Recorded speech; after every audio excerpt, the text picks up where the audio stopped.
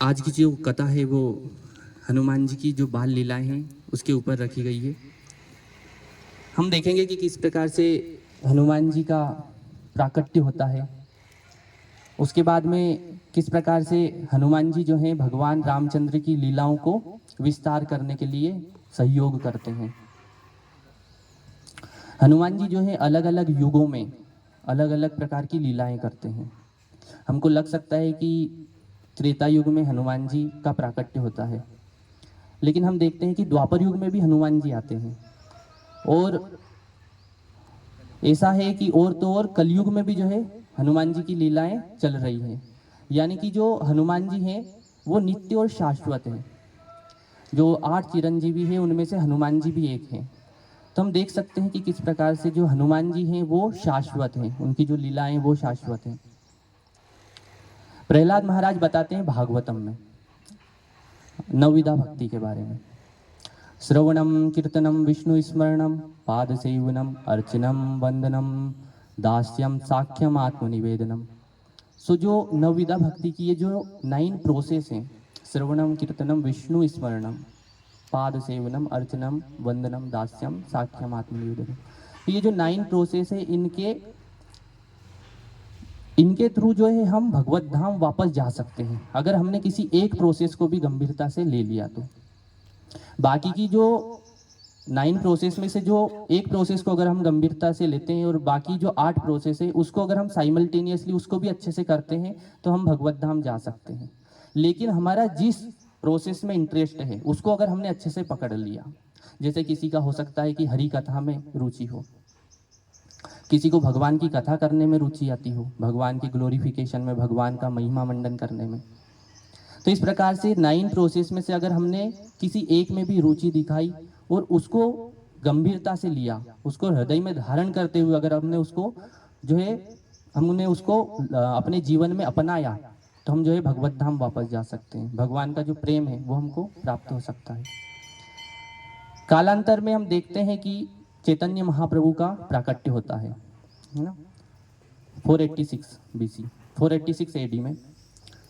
उसी समय जो है शिल रूप गोस्वामी जी ना, जो षड गोस्वामी में से एक है शिल रूप गोस्वामी जी, वो बताते हैं कि ये जो नवविधा भक्ति की जो 9 प्रोसेस है उनके अपने अपने एक आचार्य भी हैं। जैसे कि कीर्तन है, श्रवणम कीर्तनम, तो जो कीर्तन के जो आचार्य हैं वो कौन है, किसी को पता है? सुखदेव गोस्वामी जी। कीर्तन अर्थात भगवान की कथा करना। तो जो कीर्तन के जो आचार्य हैं वो है सुखदेव गोस्वामी जी, जिन्होंने महाराज परीक्षित को 7 दिन तक भगवत कथा कही। उसी प्रकार श्रवण, तो श्रवण के आचार्य कौन है? परीक्षित महाराज। परीक्षित महाराज जो है वो श्रवण के आचार्य हैं। उसी प्रकार आत्मनिवेदन, आत्मनिवेदन के कौन हो सकते हैं बताइए, सब पता होगा। बलि महाराज आत्मनिवेदन, जो स्वयं को समर्पित कर दिया भगवान को, तो आत्मनिवेदन के आचार्य बलि महाराज हैं। उसी प्रकार जो दास्य रूप में है वो कौन है? स्वयं हनुमान जी। तो हनुमान जी अपनी लीला के द्वारा, अपने स्वभाव के द्वारा, अपने आचरण के द्वारा हमको सिखाते हैं कि एक भक्त का मूड क्या होना चाहिए। जैसे हम हमारे गौड़िया परंपरा में हमको सिखाया जाता है कि हमको जो है भगवान की दास्य रूप में सेवा करनी चाहिए, है ना। गोपी भक्त कमलियोर दास दासानु दास, तो इस प्रकार से हमको भगवान की सेवा करनी चाहिए दास के रूप में। लेकिन दास का क्या मूड होना चाहिए, वो किस प्रकार से अपने स्वामी को प्रसन्न कर सकता है, ये हमको उदाहरण से सीखने को मिलता है हनुमान जी के चरित्र से। तो हम देखेंगे कि किस प्रकार से हनुमान जी अपनी लीलाएं करते हैं, अपना चरित्र जो है वो लागू करते हैं रामायण में। तो उनको उनसे सीखने को काफी कुछ है ना। जितना हम प्रयास करेंगे, जितना हम सुन सके, श्रवण कर सके, अपने जीवन में लागू कर सके, उतना हम प्रयास करेंगे। जितना हृदय से आप सुनेंगे उतना आपके जीवन में परिवर्तन होने के ज़्यादा चांसेस हैं। अदरवाइज क्या होगा कि हम बैठे इधर हैं, फिजिकली और मेंटली कहीं और हैं, तो फिर वो वैसा ही है कि एक कान से सुना और दूसरे से बाहर निकल जाएगी। तो हम देखेंगे कि हमारे जीवन में कुछ ज़्यादा परिवर्तन नहीं होने वाला, क्योंकि हम देखते हैं कि कलयुग में तो जगह जगह पे पंडाल लगे हुए हैं, कथाएं चल रही हैं। जैसे हमारे यहाँ पे मेला लगता है वर्ष में एक बार, हमारे गांव पे वर्ष में एक बार मेला लगता है, तो वहाँ पे भागवत जी रामायण जी के ऊपर कथा होती है, तो गांव के लोग आते हैं, सब लोग ऐसे बैठते हैं और जैसे ही कथावाचक कथा करते हैं तो उस समय तो सब लोग सुनते हैं, लेकिन जैसे ही वो घर जाते हैं तो रास्ते में जो है एक दूसरे की बातें होती हैं कि उसको देखा वो क्या कर रही थी, इस प्रकार से वार्तालाप होते हैं। तो कहने का तात्पर्य ये है कि हम जब कथा में बैठते हैं तब तो हमको लगता है कि अरे बस हमसे बड़ा भक्त कोई नहीं है, आज जो है मैं शुद्ध भक्त बन के रहूंगा। लेकिन हम जब कथा के परिसर से या वो जो वातावरण है उससे जब बाहर जाते हैं तो हम वापस से हमारे ऊपर कलयुग का जो प्रभाव है वो धीरे धीरे करके पड़ने लग जाता है। तो हम प्रयास करेंगे कि जितना हृदय से हम श्रवण करें, जितना गंभीरता से हम भगवान भगवान की कथा का आनंद लें, श्रवण करें हृदय के साथ में, तो उतना हमारे जीवन में परिवर्तन संभव है। देखते हैं कि जो हनुमान जी का जो प्राकट्य है वो अलग अलग रामायण में, जैसे कि आनंद रामायण है, कुछ लोकल रामायण भी हैं तेलुगु में, तो अलग अलग रामायण में हनुमान जी का अलग अलग प्राकट्य होता अलग अलग प्रकार से। जैसे कि एक बार हनुमान जी का प्राकट्य होता है जब भगवान राम प्रकट होते हैं। भगवान राम का प्राकट्य कैसे होता है कि महाराज दशरथ की आयु जो है वो काफी हो चुकी है, वृद्ध हो चुके हैं, उनकी 3 पत्नियां हैं, उनके यहाँ पे कोई संतान नहीं हो रही है, तो उनको जो है उनके कुल गुरु वशिष्ठ जी, वशिष्ठ जो है वो उनको सलाह देते हैं कि आप जो है पुत्र कामेष्टि यज्ञ करवाइए। वो पुत्र कामेष्टि यज्ञ कौन कर सकता है? उस समय जो है श्रृंग ऋषि जो है वो अपने आश्रम में तपस्या कर रहे थे। श्रृंग ऋषि की अपनी एक कथा है कि किस प्रकार से उनके पिता विभंडिका, जो भागवतम में आते हैं कि विभंडिका जो है वो तपस्या करते हैं और ब्रह्मलोक से अप्सरा आती है, उनकी तपस्या को भंग किया जाता है और श्रृंग ऋषि का जन्म होता है। विभंडिका सोचते हैं कि किसी और बाधा के कारण मेरी तपस्या में जो है विघ्न उत्पन्न हुआ है, इस प्रकार की बाधाएं जो है देवता लोग भेजते रहते हैं, तो अगली बार से मैं जो है सचेत रहूंगा और मेरे पुत्र को ये जो है सामना ना करना पड़े इस प्रकार की चुनौतियों का, तो मैं इसको जो है संरक्षण प्रदान करूंगा। तो कैसे संरक्षण प्रदान करूंगा कि उनके लिए एक अलग द्वीप का निर्माण किया जाता है और उनको जो है किसी भी इस प्रकार की माया मोह से या फिर जो उनको लुभा सकता है, जो बाधा उत्पन्न कर सकता है, ऐसी चीजों से उनको दूर रखा जाता है। तो उनको कभी भी माताजी के बारे में पता ही नहीं था कि माताजी कौन होते हैं, उनको सिर्फ उनके स्वयं के बारे में पता था कि ये इस प्रकार की एक योनि होती है। लेकिन श्रृंग ऋषि के बारे में वशिष्ठ जी बताते हैं महाराज दशरथ को, और महाराज दशरथ जो है उनको भेजने के लिए कई ब्राह्मणों को भेजते हैं, स्त्रियों को भेजा जाता है और श्रृंग ऋषि जो है विचलित हो जाते हैं और वो आने को तैयार हो जाते हैं। उसके पहले महाराज दशरथ की एक पुत्री रहती है शांता नाम से, तो उनका जो विवाह है वो अब जब यज्ञ करने आएंगे तो उस समय जो उनका विवाह भी होता है शांता से। तो श्रृंग ऋषि वो पुत्र कामेष्टि यज्ञ करवाते हैं, यज्ञ देवता प्रकट होते हैं खीर लेकर, है ना। तो खीर जो है वो महाराज दशरथ अपनी पत्नियों को देते हैं, माता केकई, माता सुमित्रा और माता कौशल्या को।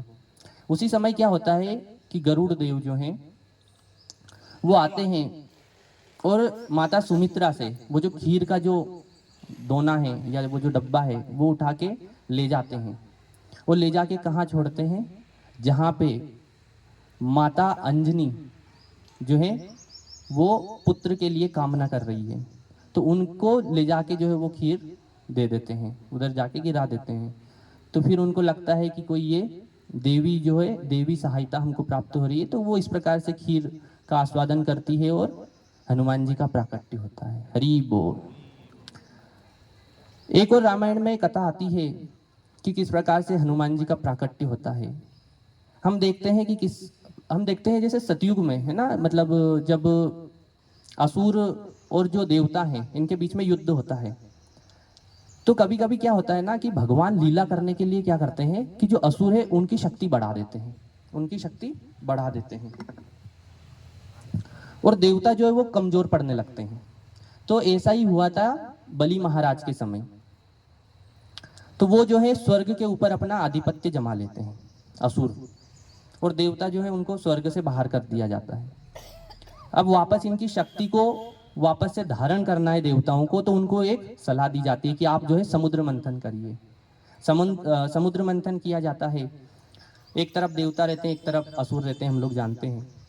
और असुर जो हैं वो जिस उधर से जैसे जैसे वस्तुएं निकलती हैं, जैसे अमृत निकलता है, सर्वप्रथम विष निकलता है, जिसको भगवान भोलेनाथ जी जो हैं वो धारण करते हैं अपने कंठ में। अमृत जैसे ही निकलता है तो राक्षस जो है उसको लेके भागते हैं। जैसे ही वो भागते हैं तो देवता जो है उनके पीछे पीछे भागते हैं, लेकिन उनको समझ में आ जाता है कि अभी जो है असुर शक्तिशाली हैं, तभी तो उनको सलाह दी गई है समुद्र मंथन करने की, इसलिए अभी असुर ताकतवर हैं, तो इनसे जीत पाना अभी थोड़ा मुश्किल है, इसलिए वो भगवान की सहायता लेते हैं। और उस समय भगवान जो है वो किस रूप में आते हैं? मोहिनी रूप में। भगवान मोहिनी रूप में प्रकट होते हैं, और एक तरफ जो है देवताओं को बैठाया जाता है, एक तरफ असुरों को बैठाया जाता है। और असुर तो जो है मोहिनी को देख के ही वैसे ही विचलित हो रखे थे, है ना। तो जो देवता है वो समझ जाते हैं कि भगवान अपनी लीला कर रहे हैं। तो जो मोहिनी है वो अमृत का घड़ा लेती है, देवताओं को अमृत पिलाती है और राक्षसों को जल पिलाती है ना, बदल के। एक राक्षस जो है उनमें से देख लेता है और वो देवताओं की जो समूह है उसमें जाके बैठ जाता है, और वो भी अमृत का पान कर लेता है। तो ये जो लीला हुई थी, इस लीला को हमने क्यों लिया कि ये जो लीला हुई थी, इस लीला को देखने के लिए भगवान भोलेनाथ बाद में विष्णु जी से आग्रह करते हैं, निवेदन करते हैं कि हे भगवान, ये जो आपका रूप है ये मैं पुनः देखना चाहता हूँ, इसका दर्शन मैं पुनः करना चाहता हूँ। तो भगवान कहते हैं कि इसकी अभी आवश्यकता नहीं है, वो जो लीला है वो ऑलरेडी हो चुकी है, अभी इसकी आवश्यकता नहीं है। लेकिन भोलेनाथ जी विनम्रता पूर्वक उनसे आग्रह करते हैं, निवेदन करते हैं, तो भगवान उनको जो है अपना मोहिनी रूप दिखाते हैं। अब मोहिनी रूप में जैसे ही भगवान आते हैं तो भोलेनाथ जी उनको देख के जो है उनसे जो है उनके प्रेम में वशीभूत हो जाते हैं, क्योंकि वो तो भगवान स्वयं है। वो भगवान तो वैसे ही आकर्षक है, वो किसी भी रूप में आए, भगवान भले ही स्वयं कृष्ण बन के आए या फिर मोहिनी के रूप में आए या फिर राम बन के आए, तो भगवान जो है वो कृष्ण अर्थात जो सर्व आकर्षक है। तो भोलेनाथ जी क्योंकि भगवान के भक्त हैं तो वो मोहिनी से जो है आकर्षित हो जाते हैं। अब मोहिनी जी आगे आगे भागती हैं और भोलेनाथ जी पीछे पीछे। अब वो ऐसी सभा में जाते हैं जहाँ पे जो सो कॉल्ड वैरागी, आज के टाइम पे जो तपस्वी रहते हैं, ऋषि मुनि, वो तपस्या करते रहते हैं। और भोलेनाथ जी के भक्त कैसे रहते हैं? अवधूत, है ना, भभूति रमाए हुए, सब प्रकार के मोह माया से दूर एकदम। तो उनके बीच में जो है भोलेनाथ जी और मोहिनी चले जाते हैं। तो मोहिनी जी आगे आगे, भोलेनाथ जी पीछे पीछे।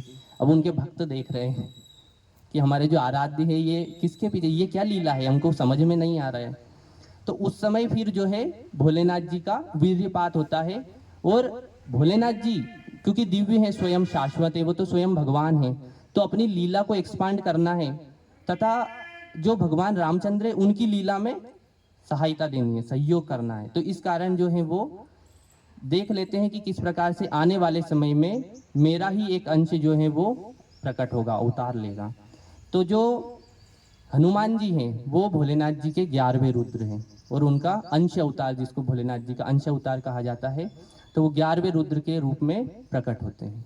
तो इस प्रकार से एक लीला उनकी ये आती है। महाराज केसरी और माता अंजनी ये जो है तपस्या करते हैं। ये उनकी तपस्या इतनी गहन होती है कि जो है वो भूख प्यास छोड़ देते हैं, कुछ भी अन्न ग्रहण करना छोड़ देते हैं।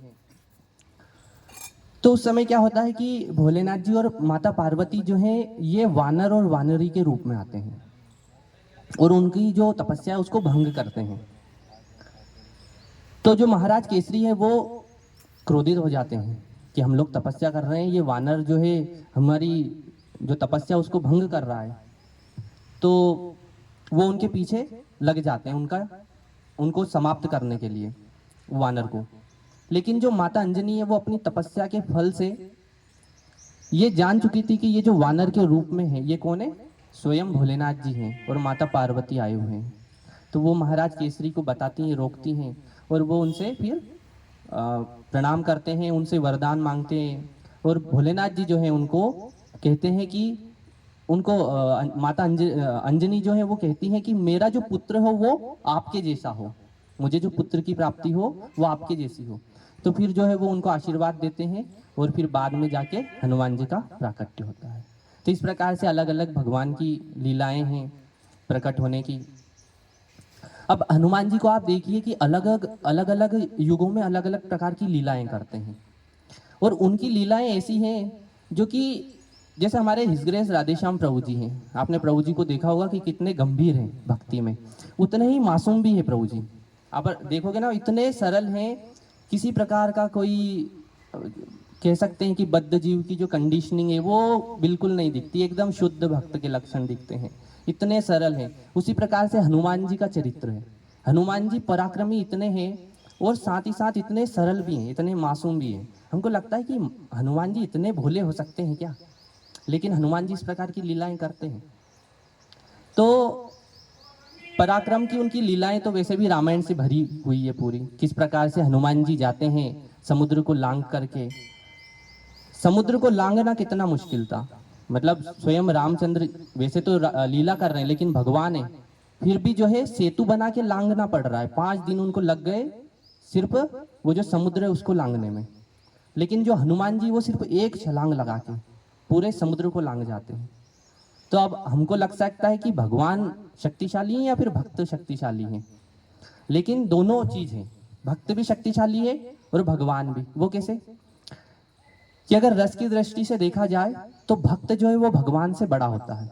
भगवान बंध जाते हैं अपने भक्त के प्रेम में, जब भक्त की वो अवस्था आती है तो भगवान जो है अपने भक्त के प्रेम में वशीभूत हो जाते हैं। तो इस दृष्टि से भक्त बड़े होते हैं।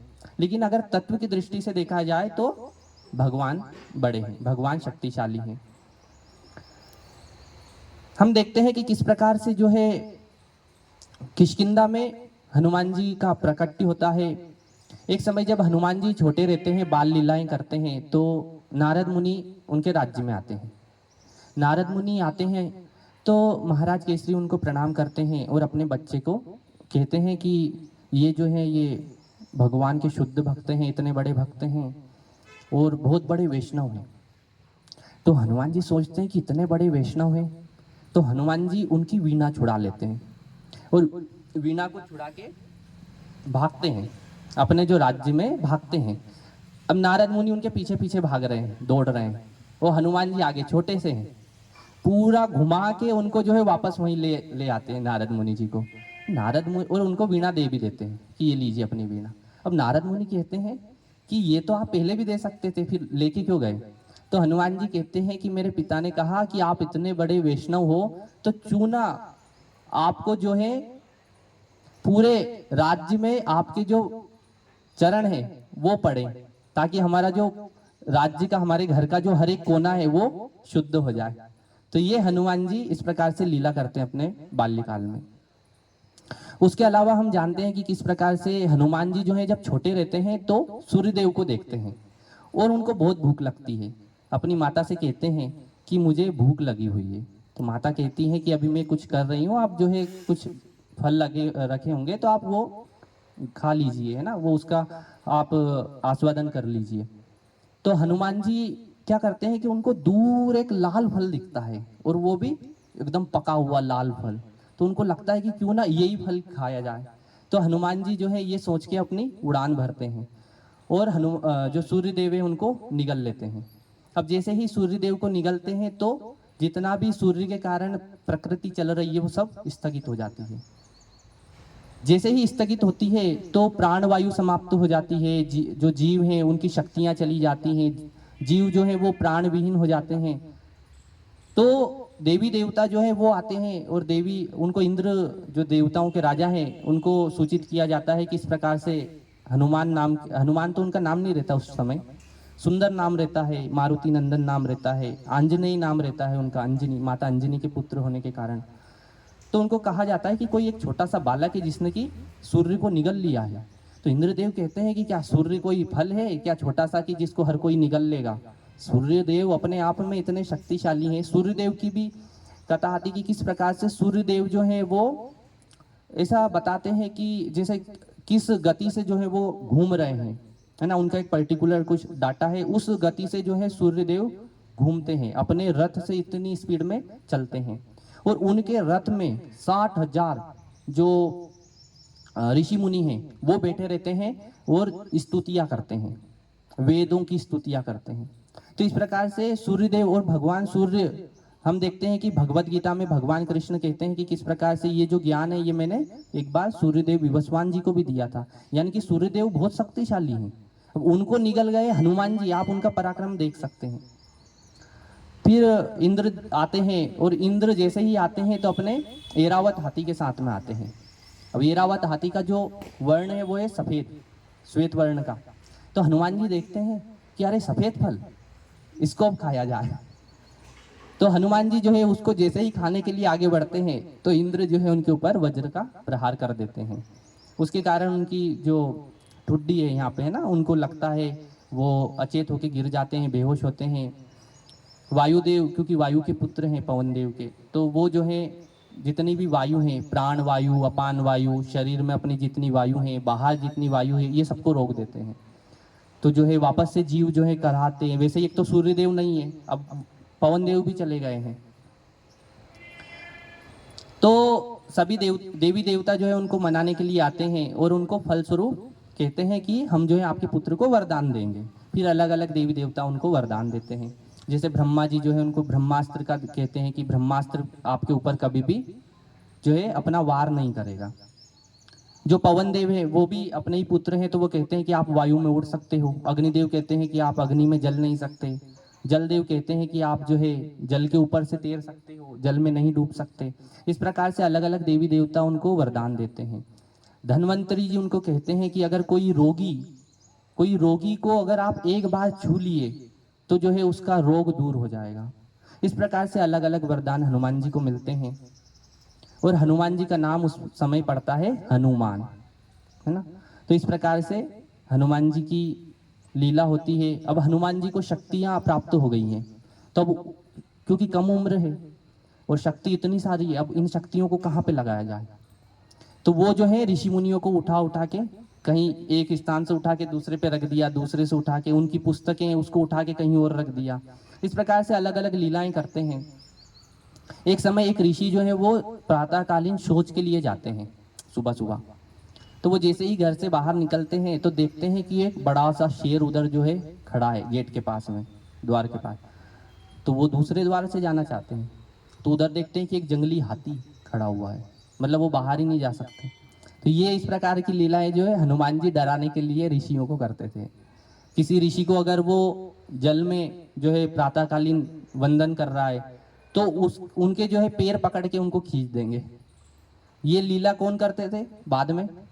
चैतन्य महाप्रभु। चैतन्य महाप्रभु जो है जब ब्राह्मण जब वंदना करते थे इस प्रकार से जल में, तो चैतन्य महाप्रभु भी जो है उनके कभी टांग पकड़ के, कभी उनके कपड़े, इस प्रकार की चैतन्य महाप्रभु भी लीलाएं करते हैं। तो हनुमान जी भी इस प्रकार से अपनी शक्तियों का उस समय कुछ अलग तरीके से प्रयोग कर रहे थे। तो उनको ऋषि मुनि जो है श्राप देते हैं कि आप जो है अपनी शक्तियों को भूल जाओगे, विस्मरण हो जाएगा। लेकिन वो समझ जाते हैं कि अब ऋषि मुनि है, वो तो उनको लीलाएं पता रहती है कि भगवान का आगमन होना है। तो उनको फिर वो कहते भी है कि अगर आपको कोई स्मरण दिलाएगा तो आपको ये वापस से स्मरण हो जाएंगी। इस प्रकार से फिर हनुमान जी जो हैं वो अपनी शक्तियों को भूल चुके हैं। पहले हनुमान जी को जब शक्तियां प्राप्त हुई थी तो वो चलते नहीं थे, सीधे उड़ते थे, चल के तो जाना ही नहीं है। लेकिन अब जो है श्राप मिल चुका है तो अब बड़े प्यार से जो है चल के जा रहे हैं अपने माता के पास में। माता कहती है कि ये तो सीधे उड़ के आता था, अभी चल के आ रहा है। तो और कहते हैं कि माता मुझे अब शिक्षा ग्रहण करनी है। तो सोचते हैं कि मेरे बच्चे में ये बदलाव कैसे हुआ, क्योंकि मुझे अब शिक्षा ग्रहण करनी है। तो सूर्यदेव जो है उनको जब वरदान देते हैं, जब देवी देवता, तो उस समय सूर्यदेव उनको एक और वरदान ये देते हैं कि कालांतर में आप बाद में जो है मुझसे शिक्षा ग्रहण भी करोगे, मैं आपको शिक्षा प्रदान करूंगा। तो फिर हनुमान जी को उनकी माता कहती है कि आप जो है सूर्यदेव से शिक्षा ग्रहण कीजिए। तो हनुमान जी जाते हैं सूर्यदेव के पास में और सूर्यदेव से कहते हैं कि मुझे आपसे शिक्षा ग्रहण करनी है। तो सूर्यदेव कहते हैं कि आपको शिक्षा तो ग्रहण करनी है, लेकिन हमारी जो बेच है वो ऑलरेडी फुल हो चुकी है ना, अब जगह ही नहीं है, लिमिटेड सीट थी। तो वो कहते हैं कि नहीं, आप कृपया करके आप जैसा कहेंगे मैं वैसा करने को तैयार हूँ, पर आप मेरा एडमिशन करवा लीजिए अपनी क्लास में। तो सूर्यदेव कहते हैं कि मेरी एक शर्त है, मैं जिस गति से उड़ता हूँ उस गति से आपको ट्रेवल करना पड़ेगा, क्योंकि मेरे रथ में तो वैसे भी जगह नहीं है, ऑलरेडी ऋषि मुनि बैठे हुए हैं ना, सब लोग स्तुतियाँ कर रहे हैं, तो वैसे ही जगह नहीं है। तो कि अगर आप मेरी जितनी गति से अगर उड़ पाए तो आप मेरे से शिक्षा ग्रहण कर सकते हैं। तो हनुमान जी कहते हैं कि आपको सिर्फ इतना करना है कि आप मुझे शिक्षा प्रदान करें, बाकी जो भी करना वो मैं स्वयं देख लूंगा। तो जिस गति से सूर्यदेव ट्रेवल करते हैं उसी गति से हनुमान जी भी उड़ते हैं, और एक तरफ जो है सूर्यदेव उनको शिक्षा दे रहे हैं और हनुमान जी शिक्षा ग्रहण कर रहे हैं। अब होता यह है कि सूर्यदेव इस प्रकार से आगे बढ़ रहे हैं और हनुमान जी भी, तो हनुमान जी अपने गुरु को देख नहीं पा रहे हैं। जैसे आप सभी बैठे हैं तो अभी मैं दिख रहा हूं, इसलिए आपको आपका जो है इधर मन भी इधर लगा हुआ है। अगर ऐसा हो कि मैं कहीं पीछे बैठूं और आप सब इधर देख रहे हो तो वो पॉसिबल ही नहीं है, संभव नहीं है। तो वैसा ही हनुमान जी के साथ में होता है। हनुमान जी जिस दिशा में उड़ रहे हैं उसी दिशा में सूर्यदेव चल रहे हैं, तो अब अपने गुरु का दर्शन ही नहीं कर पा रहे हैं। तो हनुमान जी क्या करते हैं कि अपना जो पोजीशन है वो चेंज करके सामने आ जाते हैं, जो उनका सारथी है अरुण उनके पास में, और अब हनुमान जी इस प्रकार से उड़ रहे हैं और सूर्यदेव भी। तो ये उनकी गति थी। तो हम देखते हैं कि कितने पराक्रमी हैं हनुमान जी, उनसे शिक्षा ग्रहण करके आते हैं। अब जो है हनुमान जी को दीक्षा भी देनी है ना, दक्षिणा देनी है, दक्षिणा देनी है गुरु को। तो वो कहते हैं सूर्यदेव जी कि आप जो है मेरा पुत्र है सुग्रीव, लेकिन वो थोड़ा सा बुद्धि के तौर पर थोड़ा सा कमजोर है, उतना बुद्धि लगा नहीं पाता ज्यादा, तो आप जो है उनकी सेवा में रहिए, ये मेरी गुरु दक्षिणा है।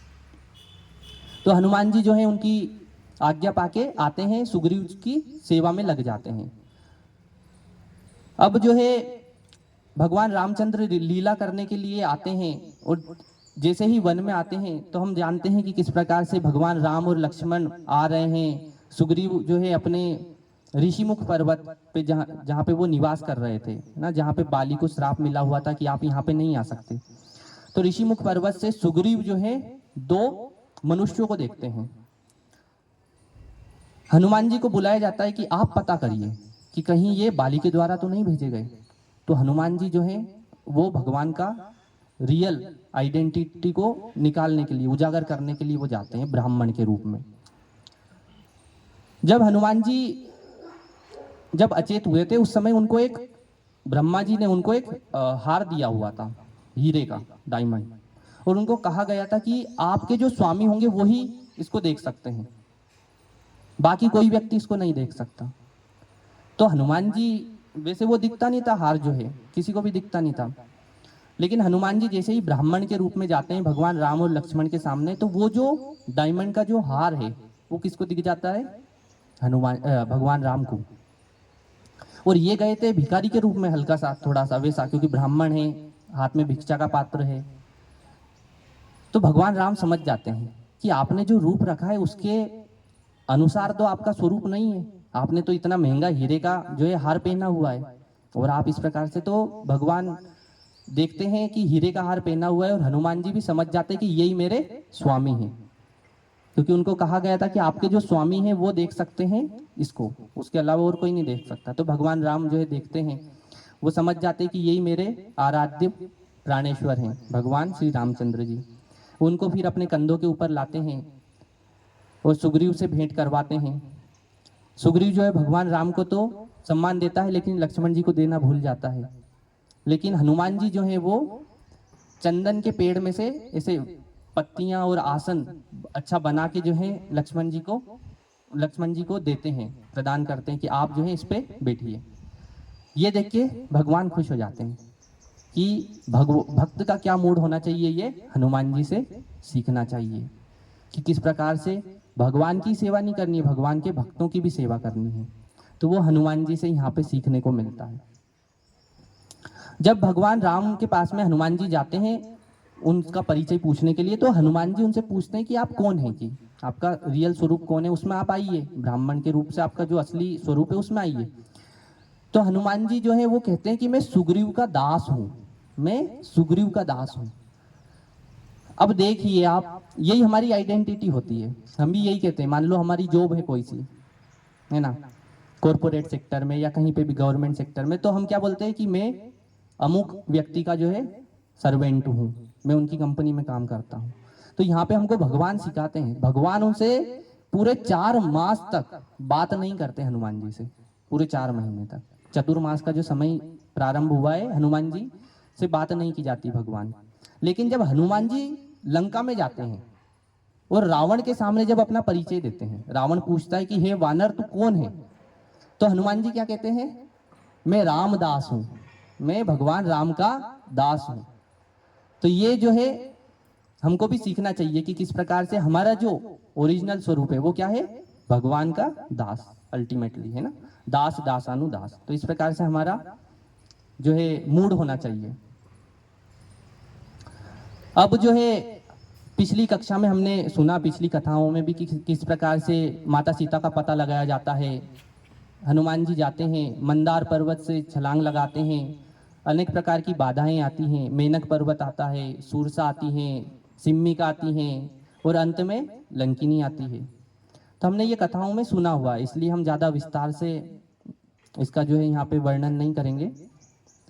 पर ये जो बाधाएं हैं ये जीवन में आती है हमको सिखाने के लिए, है ना। तो मेनक पर्वत आता है प्रलोभन के रूप में। हमारे जीवन में भी प्रलोभन आ सकते हैं, हम लोग कभी कभी फंस जाते हैं उनमें, लेकिन हमको वापस से जो है गुरु की कृपा से, है ना, जैसे कि जामवन जी का इंस्ट्रक्शन उनको याद था, उसी प्रकार लंका में अलग अलग प्रकार के प्रलोभन आते हैं, लेकिन जामवन जी का इंस्ट्रक्शन जो है, निर्देश उनको याद रहता है कि जामवन जी ने कहा था कि आपको जो है माता सीता का पता लगाना है। तो अगर हमारे गुरु का निर्देश हमको ध्यान है और गुरु का अगर हाथ पकड़ा हुआ है तो हम जो है बच जाएंगे। अदरवाइज क्या होगा कि कलयुग में बहुत ही आसान है प्रलोभनों में फंसना।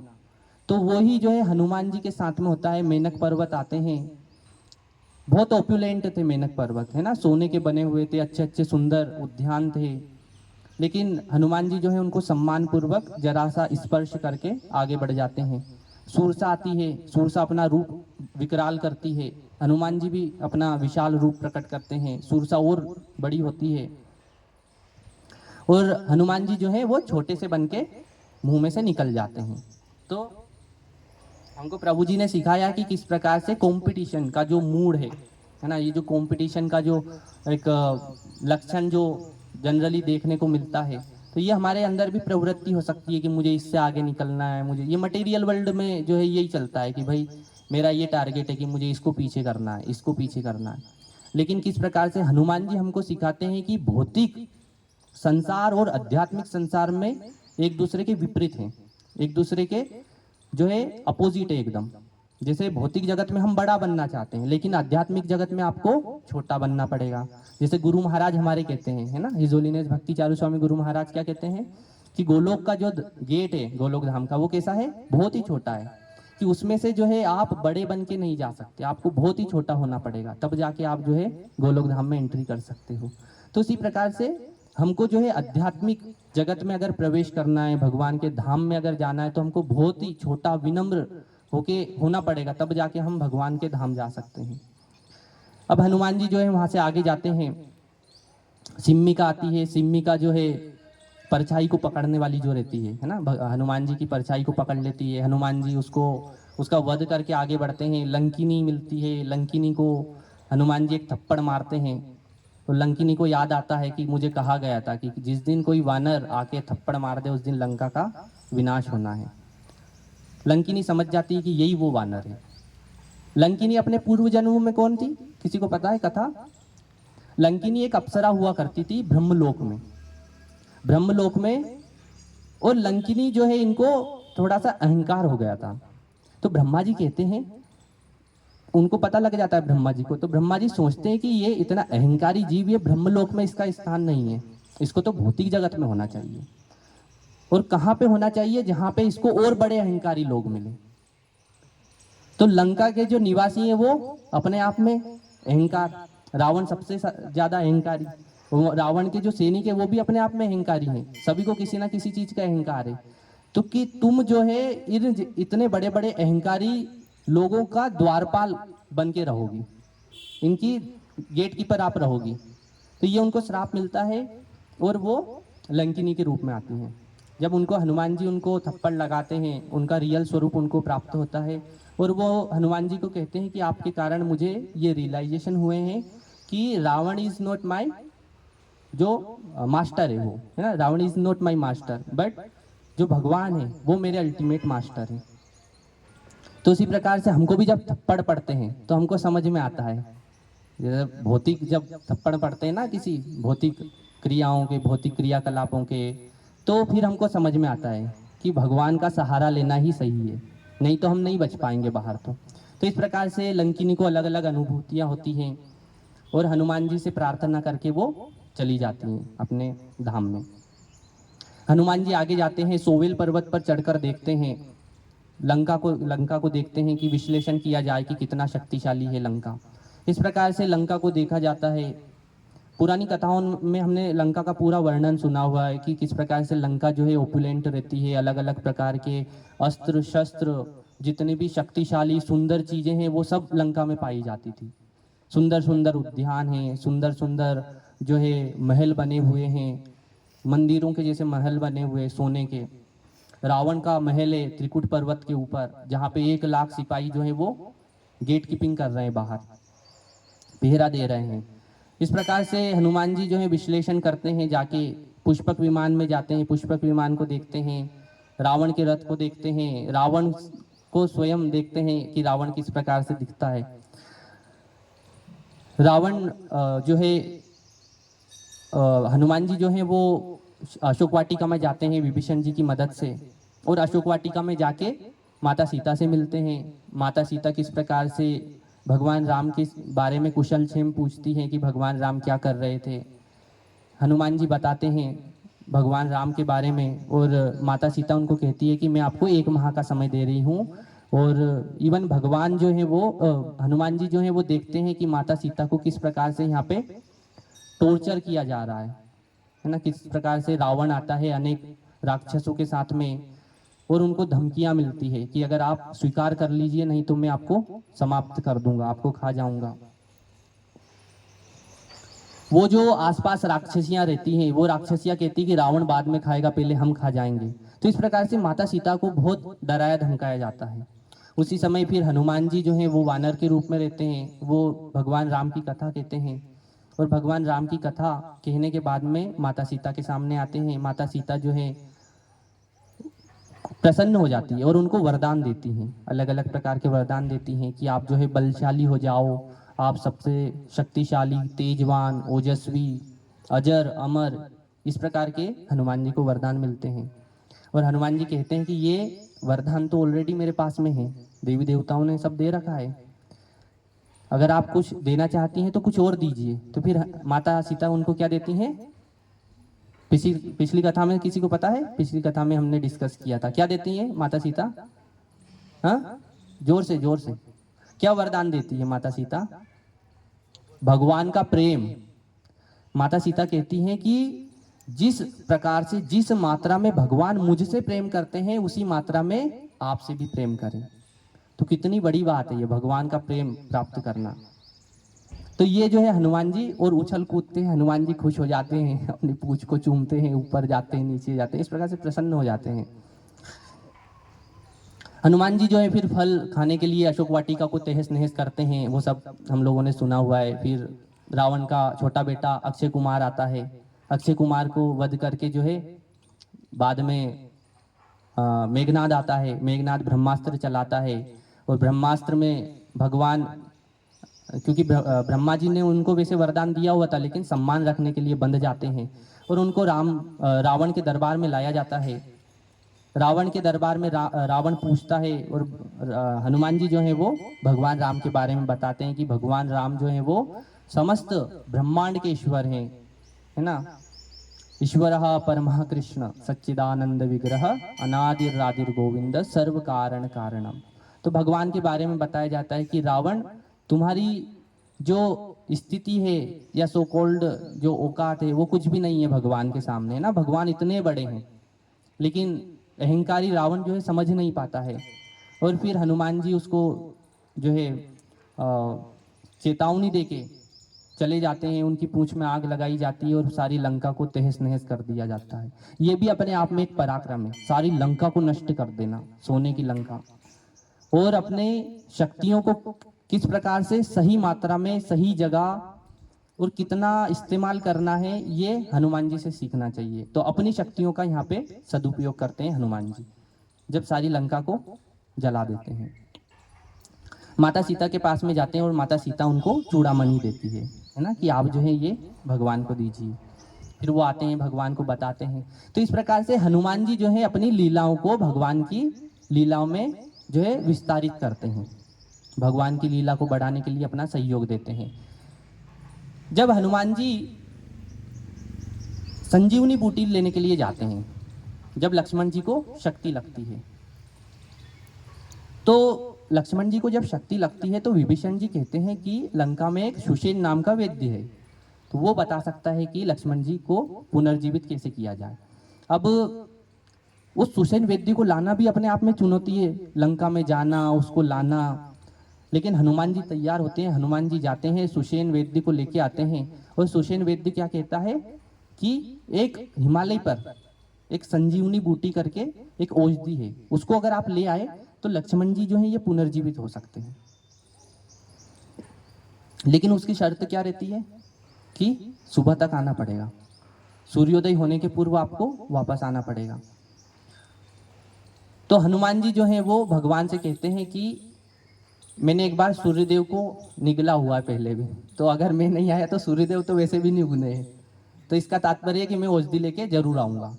और हनुमान जी उड़ान भरते हैं, हनुमान जी जाते हैं। उधर समझ नहीं आता है कि संजीवनी बूटी कौन सी है ना, माया के द्वारा जो है सारी संजीवनी बूटी चमक रही है उधर। अब जो है वो पूरा पहाड़ लेके आते हैं। जैसे ही पूरा पहाड़ लाते हैं तो अयोध्या के ऊपर से उड़ते हैं। रामायण में वर्णन है कि किस प्रकार से जैसे ही अयोध्या के ऊपर से उड़ते हैं तो क्या होता है कि भरत जी जो है वो तीर चला देते हैं और हनुमान जी के पैर में लगती है और हनुमान जी गिर जाते हैं। अपनी जो औषधि है, जो संजीवनी बूटी का जो पूरा पहाड़ है, उसको लेके नीचे गिर जाते हैं।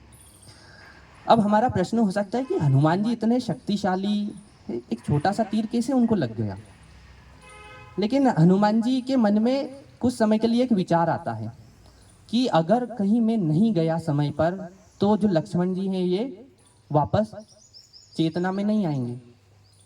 यानी कि कौन कर रहा है ये सब कुछ, मेरे कारण। अगर मैं नहीं गया तो ऐसा नहीं हो पाएगा, अगर मैं चला गया तो हनुमान जी जो लक्ष्मण जी है वो वापस चेतना में आ जाएंगे। तो ये जब विचार उनके मन में आता है उसी समय जो है भरत जी का उनको तीर लगता है और वो नीचे गिर जाते हैं। तो यानी कि अभी तक की जो लीलाएं जो हनुमान जी की होती हैं वो किसके कारण होती हैं, भगवान के कारण। जब अपनी शक्तियों को जब हम भगवान के आदेश अनुसार जो है हम लगाएंगे तो हमारी शक्ति जो है वो बहुत बढ़ जाती है। हमको लगता है कि कोई व्यक्ति इतना इतना कार्य कैसे कर सकता है, लेकिन वो भगवान की शक्ति के कारण संभव हो पाता है। और जैसे ही भगवान की कृपा या भगवान की शक्ति के ऊपर आपका विश्वास अगर हट गया तो फिर वो कार्य जो है एक साधारण सा कार्य भी आपको लगेगा कि ये तो क्यों नहीं हो रहा है, ये हमको असाधारण क्यों लग रहा है। तो ये हनुमान जी हमको सिखाते हैं, लीला करते हैं हनुमान जी बेसिकली, कि जो है इस प्रकार का भाव अगर हमारे अंदर भी आए कि देखो मैं तो इतना शक्तिशाली हूँ, ये जो भी कर रहा हूँ मैं कर रहा हूँ, तो फिर हमारा पतन हो सकता है वहाँ पे। फिर हनुमान जी जो है वो संजीवनी बूटी लेके आते हैं, लक्ष्मण जी चेतना में आते हैं। तो इस प्रकार से हनुमान जी जो है वो अपनी लीला को वहाँ पे जो है कंप्लीट करते हैं ना, संपूर्ण करते हैं। जब भगवान राम अयोध्या आते हैं तो भरत जी उनको 14 वर्ष का समय देते हैं कि अगर 14 वर्ष से एक दिन भी ऊपर हुआ तो जो है मैं अंतिम मेरा जो है दाह अग्नि में जो है मैं स्वयं का दाह कर लूंगा अग्नि में। तो हनुमान जी को भेजा जाता है नंदीग्राम में। नंदीग्राम में हनुमान जी आते हैं और भरत जी को कहते हैं कि भगवान अभी आ ही रहे हैं। लेकिन वहां पे हनुमान जी का और भरत जी का बहुत ही अच्छा मधुर जो है संवाद चलता है। तो भरत पूछते हैं, उनकी तो वैसे भी खुशी का ठिकाना नहीं रहता जैसे ही हनुमान जी को देखते हैं कि उनको पता लगता है कि भगवान राम आने वाले हैं, तो वो उनसे पूछते हैं कि क्या भैया राम मेरे बारे में कभी पूछते थे। तो इस प्रकार से जब उनको पता लगता है कि हमेशा जो भगवान है वो भरत जी को याद करते रहते हैं। एक बार क्या होता है कि